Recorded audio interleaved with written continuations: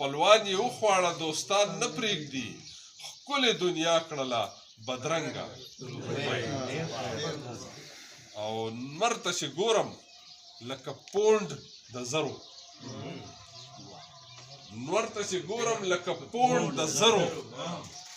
سپوږمۍ ښکارېږي لکه شړنګه روپۍ بسم الله الرحمن الرحیم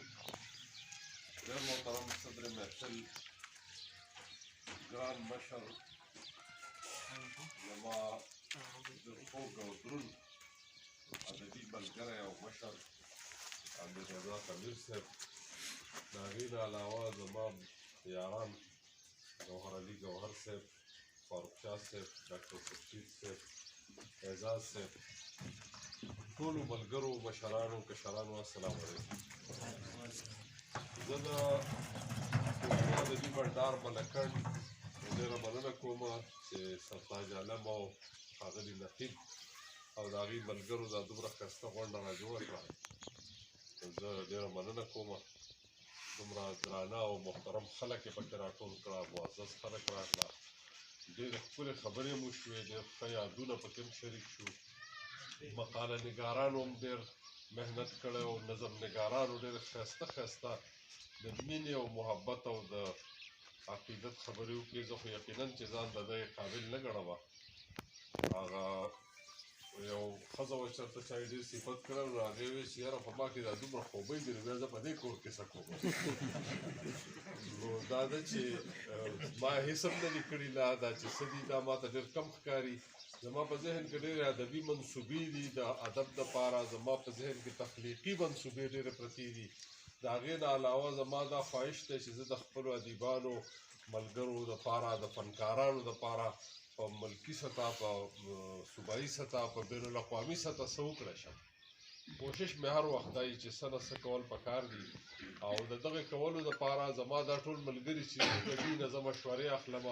زه ملګرو ته ټلیفونونه کوم د هغې نه ځان پوهوم او د هغې نه پس بیا یو قدم اوچتومه څنګه چې فاروق شاه صاحب ذکر وکړو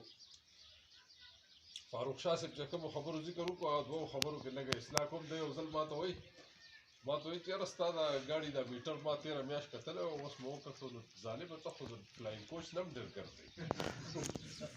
یو دا خبره دویمه راته دا وایي چې که ستا دې ګاډي خبرې کولی شو ستا سره به د ورځې دوه درې شعرونه کول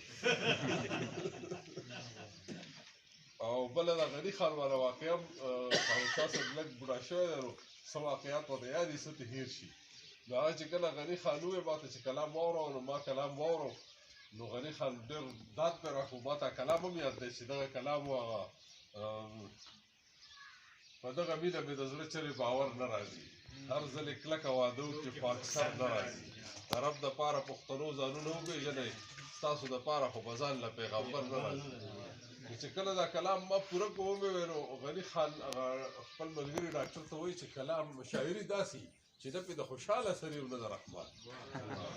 دا جمله د فاروق شاه صاحب نه هېره وایي چې زه یې ورته رایاده کوم نو دا ده چې دا زموږ د دې ټولو موږ ډېر خوشبخته یو چې موږ په شلمه پېړۍ کې پیدا وو موږ ډېر غټ ادبي او سیاسي خلک لیدلي دي ډېر لوی لوی خلک موږ لیدلي دي دومره لوی خلک چې په بل قام کې دومره لوی خلک نه دي تېر شوي تاسو یقین وکړئ چې څومره مبارزه مونږ کړې ده زمونږ مشرانو څومره منډه ترړه والې ده څومره کوششونه کړي دي د فرنګي د غلامۍ نه د ازادېدو دپاره د مغول د غلامۍ نه د ازادېدو دپاره د خپل قام او د خپل ولس د پرمختګ دپاره یقین وکړئ چې دومره زیار بل چا نه دی کړی دومره کوششونه بل چا نه دي کړي او زه ډېر فخر کوم چې زه د یو داسې قام وګړی یم چې هغه قام چې دی د هغې په لمن باندې داغ نشته هغې ټول عمر چې دی هغې د خپل مذهب د خپلو روایاتو د خپلو اقدارو د خپلو مشرانو قدر او عزت کړی دی او مونږ ډېر خوشبخته یو چې مونږ په داسې دور کې پیدا یو چې دغه دورونه چې دي د هغې ټولو تاریخ ژوندی دی زمونږ د زرګونو کالو تاریخ ورک دی مونږ د زرګونو کالو د تاریخ نه ناخبره یو زما بچي ته اړو پته نشته چې دی چېرته نه راغلی دی او څوک دی او څنګه دی ځکه چې نور قامونه چې دي د چا 200 کاله تاریخ دی د چا 1500 دی د چا 2000 دی د چا د 2000 نه زیات چاته خپل تاریخ نه دی معلوم بلکې د 1.5 زره نه چاته زیات نه دی معلوم او زمونږ تاریخ چې دی د 15,000 نه ور اوړي نو د دې نه تاسو اندازه کوئ چې په دې دومره موده کې به څه څه نه شي د ټولې دنیا عمر چې دی هغه 7000 کاله دی د ټولې دنیا عمر تاسو به وایئ چې دا دی څه وایي د طوفان نوح نه پس چې کومه دنیا ده نو د هغې 7000 کاله عمر دی د طوفان نوح نه مخکې چې څه وو خو ټول لاو شوي دي زموږ له پسه لاس نه دي په لاس نه دي راغلي نو چې د هغې نه پس څه موجود دي نو په هغې کې مونږ داسې واحد قام دی چې زموږ د تاریخ د ټولو نه زوړ دی بله دا خبره ده چې مونږ چې کله موجود یو په دې دنیا کې نو زموږ یو کردار جوړېږي چې مونږ خپل کردار ادا کړو او بیا د ادیب او شاعر په حیثیت باندې زموږ دا ذمہواري جوړېږي چې مونږ خپل خلک د خپل تیر وختونو سره د خپلو روایاتو سره د خپل ثقافت سره چې د هغې برخه مذهب هم ده او د هغې برخه روایات هم دي او ژبه هم ده د هغې سره کلک وتړو تاسو یقین وکئ دا انسانیت چې دی د انسان دوستۍ دا رشته چې ده د الله سره دا تړون چې دی د مخلوقاتو سره دا تړون چې دی دا د ځان نه شروع کېږي اول به ته په ځان میینېږي د هغې نه پس به بیا په خپل کور میینېږي په خپل مور پلار په خویندو وروڼو په خپل چاپېرچل د هغې نه پس به ته بیا په خپله علاقه میینېږي بیا په خپل وطن میینېږي بیا په ټوله دنیا میینېږي بیا په ټولو انسانانو میینېږي د هغې نه پس به بیا په ټولو مخلوقاتو میینېږي او چې په ټولو مخلوقاتو مین شي نو ته به د هغې نه پس سوچ کوې چې دې خالق څوک دی نو بیا به خالق ته رسېږي دا دستور دی او چې څو پورې تا ځان نه یې پېژندلی په ځان نه یې مین شوی یو واقعه راته رایادېږي باچا خان وایي چېرته یو سړي له مېلمه له ډوډۍ راوړه په هغې کې پلیټ و ډونګه و په هغې کې دغه انګولې او په پلیټ کې یو کاشوغ ورسره وه ورته کېښوده نو چې کېښوده مېلمه چې ډوډۍ وخوړل د هغه نه په پلیټ کې ډېر شی انګولی پاتې شو نو بابا وایي ورته وایي چې دا وخوره که نه نو هغه ورته په جواب کې ووایي چې بس د زه موړ شم نوره نه خورم نو ورته وایي چې دا خو نه دی ډونګې ته بېرته اچولی کېږي او نه استعمالېدی شي خو چې ته یې وخورې نو دغه واحد حل دی نو ورته وایي چې زه موړ شوم نو وایي چې دا خو تا ځان ته په خپله په دې پلیټ کې ډونګې نه اچولی و نو چې ته ځان نه شې سنبالولی نو ته به قام څه سنبالوي نو اول ځان سنبالول دي ځان فتح کول دي ځان قابو کول دي بیا د هغې نه پس د قام دپاره څه کول دي او مونږ چې په دې دنیا کې اوسېږو په مونږ ډېرې ذمهوارۍ راځي مونږ چې کله پوهېږو د انسان د ژوند سټیجز دي اول دی په مصنوعیت باندې میینېږي د مصنوعیت نه پس دی بیا په فطرت میینېږي مصنوعیت دی چې اولنۍ ورځو کې د ده دا موټرې او لارۍ او دا څیزونه ډېر خوښي فلمي اداکاران یې ډېر خوښي او داسې لرې نه چې زړه راښکونکي څیزونه یې هغې خوښي سپوږمۍ یې خوښی چې د لرې نه دی نه شي رانیوی خو دی وایي چې چمک پکې دی او ځان له رانیسي بیا یو وخت داسې راشي دی په فطرت مین شي او فطرت دا دی چې دی غرونه سیندونه دریابونه اسمان په دې باندې بیا مینېږي او د دې نه خوندونه اخلي بیا بل سټیج داسې راشي چې دی په آرټ مین شي آرټ د انساني تخلیق کړی آرټ د هغه هنر چې انسان کم هنر تخلیق کړی په هغې کې شاعري هم راځي په هغې کې موسیقي هم راځي په هغې کې مصوري هم راځي او دغسې نور تخلیقي هنرونه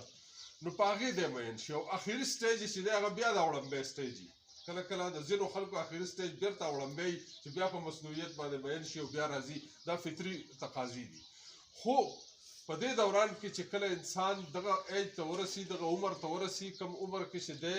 په انساني تخلیق کړي آرټ باندې میینېږي نو په دغه وخت کې بیا دته احساس وشي چې زه چې د کومو مرحلو نه راتېر یم دا ټولې مرحلې چې دا فطرت جوړې کړي دي او د دې فطرت یو خالق دی او دغه خالق ته رسېدل غواړي نو خالق ته د رسېدو دپاره بیا دوه لارې دي د دوو کسانو لارې دي یوه ده د زاهد او د متقي لاره چې هغه د زهد او تقوا په ذریعه الله ته ځان رسوي او بل چې دی هغه د عشق لاره ده د عشق په لاره باندې بل سړی ځي نو اوس دا دار چې خپل قسمت دی چې څوک په تقوا ورپسې شو که څوک په عشق ورپسې شو نو د عشق دا لاره داسې ده چې په هغې کې به ته د هغه د خوشحالولو دپاره به کار کوې نو که هغه د مخلوق په ذریعه خوشحاله او که په هره درې خوا به خوشحالی نو چا خوشحالی چې محبوب تا خوشحاله کړو بس تا مسئله حل شوه او چې کله ته هر څه وایې چې هر څه ته وایې هغه نه منلی کېږي خو چې کله الله څه وایي او هغه ته هر څه منې نو بیا یو وخت داسې راشي چې بیا ته څه وایې نو الله به یې مني خو د عشق دا لاره چې ده نو په دې کې رموز بدل دی دغه د زاهد لاره ودا کوي چې ته به ووایې دغه د زهد لاره او د عشق په دې لاره کې لږ غوندې بدلون دی او هغه دا دی چې ستا او د محبوب خپله رشته ده چې ته ورسره څنګه تعلق ساتې او ستا سره څنګه تعلق ساتي ستا په مینه کې څومره شدت دی او د هغه په مهربانۍ کې څومره شدت دی دا خبرې به صرف د ملګرو د خبرو په رڼا کې وکړي چې کوم ملګرو ټولو خپلې خبرې کولې نو دغسې انسان چې دی شاعرۍ کې هم اول د یو انسان سره یا د یو قام سره یا د یو علاقې سره مینه وکړي او بیا دغسې د ده د مینې د دایره پراخه کېږي او اخر کې د الله ته رسي د مجاز چې دی مجاز د حقیقت طرف ته پوړی دي ته به د مجاز په پوړو خېږې او حقیقت ته به رسې تا چې کله په کوڅو کې لوبه نه کړي تا چې کله بیا د کوڅې نه ګراونډ ته شوی نه او د ګراونډ نه بیا ښار ته شوی نه او د ښار نه بیا نیشنل او انټرنیشنل لیول ته شوی دی نو تا څوک نه پېژني هم په دې مرحلو کې به ته تېرېږې او ځې به نو دا هغه ټولې مرحلې دي زه ډېر خوشحاله یم او ډېر فخر محسوسوم چې زموږ په خلکو کې تعلیم هم عام شوی دی او د خپل ادب سره د خپلې ژبې سره د مینې اثرات هم ډېر شوي دي زه د خپلو درنو مشرانو ډېر درناوی لرم دوی ته چې دوی راغله د ټولو ملګرو ډېره مینه او مننه چې دوی راغله او زما په نوم راټول شو نو زه ډېر خوشحاله یم او د خپلې ټولنې د ملګرو ډېره مننه کوم نقیب صاحب او سرتاج ته ډېر مبارکي وایم چې الله خوشحاله لره ښاد او آباد لرئ دوی غزل ویلی نو بس غزل به ووایي بیا مونځ قضا کېږي که څوک نه تیار نو هغه د مانځه تیاری شروع کړي بلکل تازه ترین غزل به ته ووایم زما خیال دی فاروق شاه صاحب اورېدلی دی بل هېچا نه دی اورېدلی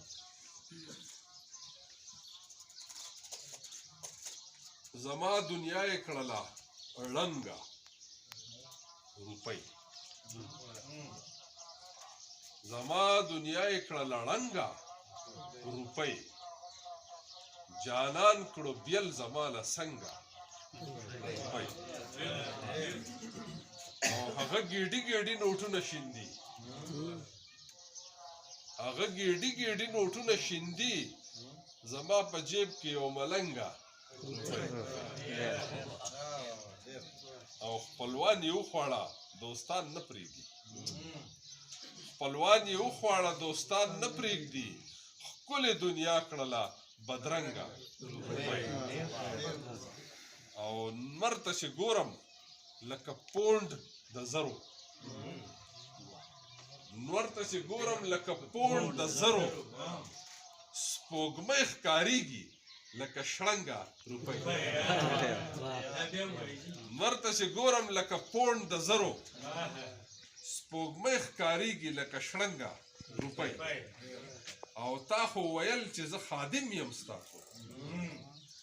تا خو ویل چې زه خادم یم ستاسو ممبره جمع دې کړې څنګه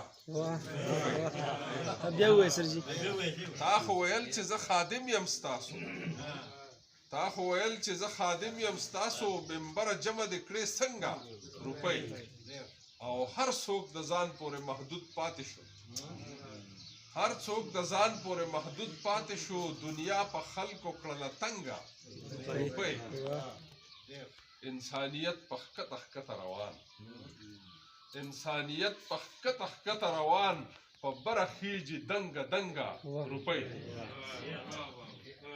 او مونږ روزګار له سوال د امن کوو مونږ روزګار له سوال د امن کوو ملک صاحب راوړلې له جنګه روپۍ مونږ روزګار له سوال د امن کوو ملک صاحب راوړلې له جنګه روپۍ او داسې مقام ته دنیا ورسېده داسې مقام ته دنیا ورسېده چې ایمان هم ځي په بې ننګه روپۍ داسې مقام ته دنیا ورسېده چې ایمان هم ځي په بې ننګه روپۍ او د اباسین پنګه قلم او کتاب د اباسین پنګه قلم او کتاب د بې ضمیرو سره پنګه روپۍ